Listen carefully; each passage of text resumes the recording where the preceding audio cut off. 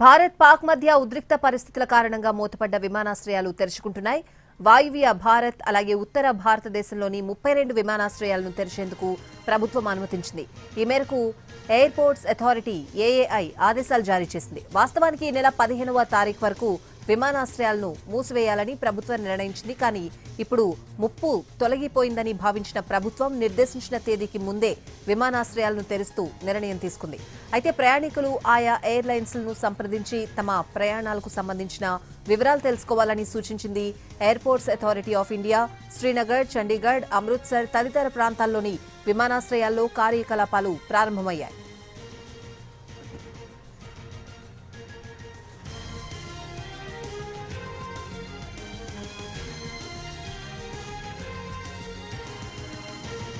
భారత్ పాక్ మధ్య ఉద్రిక్తత పరిస్థితుల కారణంగా మూతపడ్డ విమానాశ్రయాలు తెరుచుకుంటున్నాయి. వాయువ్య భారత్ అలాగే ఉత్తర భారతదేశంలోని 32 విమానాశ్రయాలను తెరిచేందుకు ప్రభుత్వం అనుమతించింది.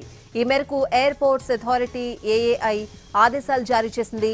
వాస్తవానికి ఈ నెల 15వ తారీఖు వరకు విమానాశ్రయాలను మూసివేయాలని ప్రభుత్వం నిర్ణయించింది. కానీ ఇప్పుడు ముప్పు తొలగిపోయిందని భావించిన ప్రభుత్వం నిర్దేశించిన తేదీకి ముందే విమానాశ్రయాలను తెరుస్తూ నిర్ణయం తీసుకుంది.